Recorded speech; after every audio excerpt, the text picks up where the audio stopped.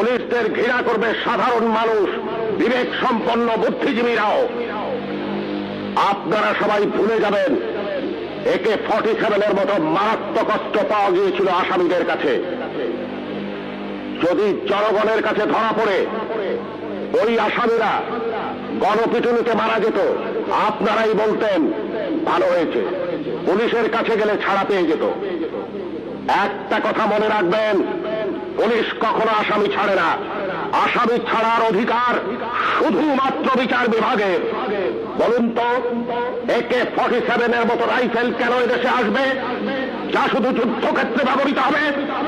কেন AK-47 বাংলাদেশে আসছে? কিসের আলামত?